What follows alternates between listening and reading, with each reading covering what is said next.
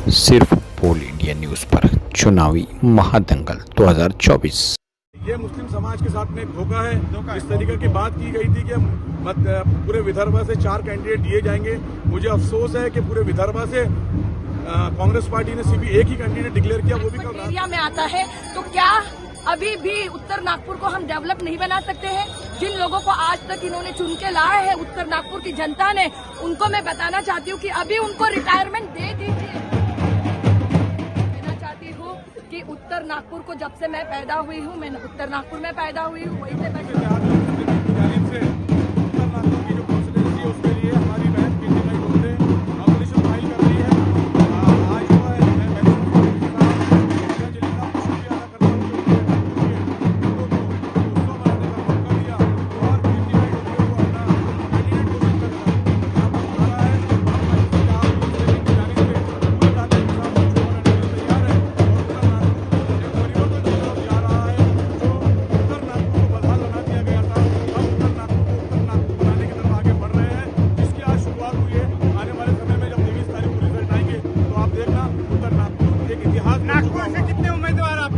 नागपुर से हमें भी एक ही उम्मीदवार हमने उतारा है, जो कीर्ति डोगरे है, जो उत्तर नागपुर में चुनाव लड़ेगी। क्या लगता है आपको कितने वोटों से आप लड़ेंगे करके? नहीं, जो जिस हिसाब से उत्तर नागपुर के अंदर में माहौल है, हमारे पक्ष में माहौल है, लोग हमें पसंद कर रहे हैं। पिछले 2019 के चुनाव में मजलिस इत्तेहादुल मुस्लिमीन वहाँ पर कॉन्टेस्ट करी थी, उसके हिसाब से अभी हमें और बहुत ज्यादा जन समर्थन मिल रहा है। और जो पुराने आमदार है उनके खिलाफ जो एक माहौल है, उसका पूरा फायदा मजलिस इत्तेहादुल मुस्लिमीन को मिलने जा रहा है। और आने वाले 23 तारीख को उत्तर नागपुर एक इतिहास रचने जा रहा है, और जो ये पूरे आप मजमा देख रहे हैं उस इतिहास का हिस्सा बनेंगे। मुझे पूरी उम्मीद है कि उत्तर नागपुर आने वाले समय में उत्तम नागपुर बनकर उभरेगा।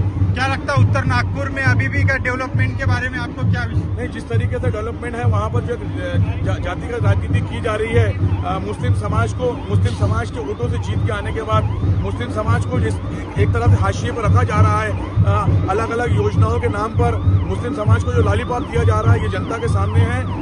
और जिस तरीके के वादे पिछले 20 सालों से उत्तर नागपुर में किए गए थे, वहाँ पर अल्पसंख्यक समुदाय की जो बस्तियां हैं, कांग्रेस पार्टी की ओर से मुसलमानों के उम्मीदवार खड़े रहने का बोले थे और उनको भी बाद में दिए नहीं। मध्य नागपुर ये मुस्लिम समाज के साथ में एक धोखा है। इस तरीके की बात की गई थी कि पूरे विदर्भ से 4 कैंडिडेट दिए जाएंगे। मुझे अफसोस है कि पूरे विदर्भ से कांग्रेस पार्टी ने सिर्फ एक ही कैंडिडेट डिक्लेयर किया, वो भी कल रात को डिक्लेयर किया है। प्रेशर में आके, लोगों के प्रेशर में आकर, तो मुस्लिम समाज को आंखें खोलने की जरूरत है।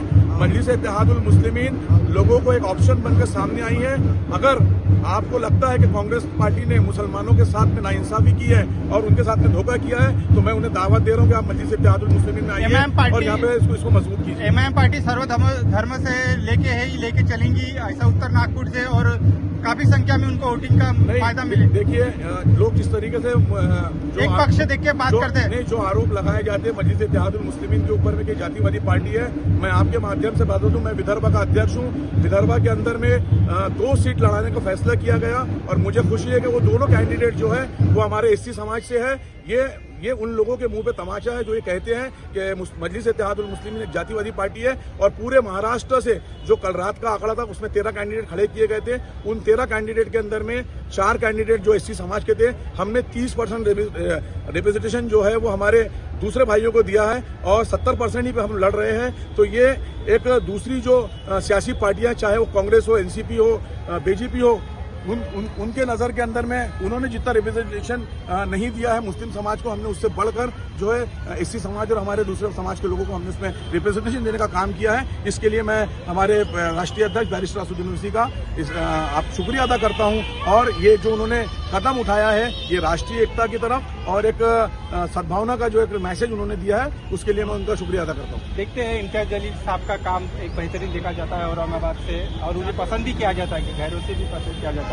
तो ऐसा ही नागपुर के अंदर आप देखना चाहता है कि आज जो लोग आपको हमारे साथ में दिख रहे हैं, इसके अंदर में सभी समाज के लोग हैं, ओबीसी समाज के लोग हैं, दलित समाज के लोग हैं, मुस्लिम समाज के लोग हैं, जो एक सर्वधर्म की हमने एक मिसाल आज आपके सामने पेश की है। आने वाले समय के अंदर में और भी बहुत से लोग हमारे साथ में जुड़ेंगे, और ये तो आज से चुनाव की शुरुआत हुई है। आज हमने नॉमिनेशन फाइल कर रहे हैं। आने वाले समय में आप देखेंगे कि जितनी भी हमारी विपक्षीय पार्टी है, आज के बाद में उनकी नींद हराम होने वाली है, और उत्तर नागपुर एक इतिहास रचने की ओर जा रहा है, और आज जो है हम उसका हिस्सा बने हैं, और बहुत बड़ी मार्जिन से कीर्तिताई डोंगरे उत्तर नागपुर से विजय होने वाली है। देखा जाता है एमएम पार्टी ने महाराष्ट्र के अंदर काफी सीट भी निकाली थी पिछली बार, और इस बार अगर नागपुर से सीट निकलती है तो क्या रहेगा? पहले रोजगारों का मुद्दा बता। नहीं, जिस तरीके से उत्तर नागपुर को के जो मसाइल है वहाँ पर आज भी लोगों को जो है छोटी छोटी चीज़ों के लिए जूझना पड़ रहा है, चाहे वो सीवर लाइन का मसला हो, पानी की लाइन का मसला हो, सड़कों का मसला हो, कचरों का मसला हो। हमारी टीम मुसलसल 10 सालों से इन मुद्दों को उठाती रही है और आमदारों को और वहाँ के कॉर्पोरेटर को घेरती रही है।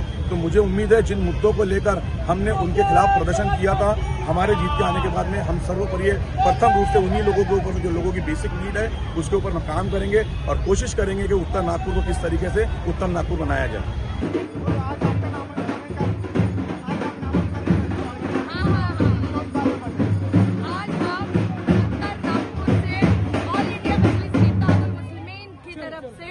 मैं महाराष्ट्र की महिला अध्यक्षा कैंडिडेट MIM नॉर्थ नागपुर से फॉर्म सबमिट करने जा रही हूँ और हमारा इस बार का पूरा ध्येय है कि उत्तर नागपुर को डेवलपमेंट के माध्यम से विकसित करने के लिए हम मुस्लिम बौद्ध अलायंस और सभी माइनॉरिटीज को संगठित करके ये सीट पूरी ताकत से निकाल के उत्तर नागपुर को एक नया उत्तम नागपुर बनाने की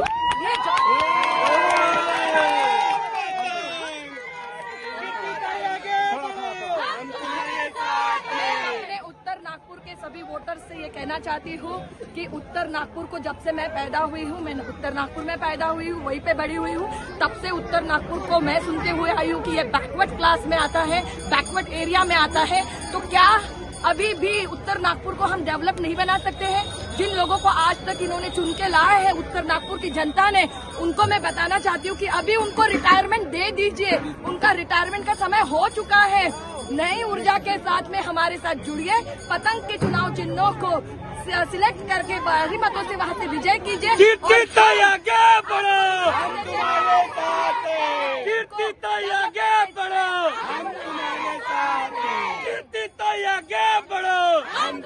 बैकवर्ड एरिया में आता है। तो क्या अभी भी उत्तर नागपुर को हम डेवलप नहीं बना सकते हैं? जिन लोगों को आज तक इन्होंने चुन के लाया है उत्तर नागपुर की जनता ने, उनको मैं बताना चाहती हूँ कि अभी उनको रिटायरमेंट दे दीजिए। उनका रिटायरमेंट का समय हो चुका है।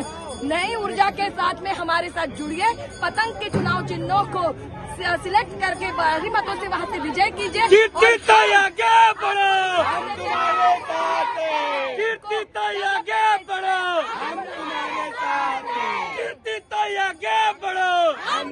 से ये कहना चाहती हूँ कि उत्तर नागपुर को जब से मैं पैदा हुई हूँ, मैं उत्तर नागपुर में पैदा हुई हूँ, वहीं पे बड़ी हुई हूँ, तब से उत्तर नागपुर को मैं सुनते हुए आई हूँ कि ये बैकवर्ड क्लास में आता है।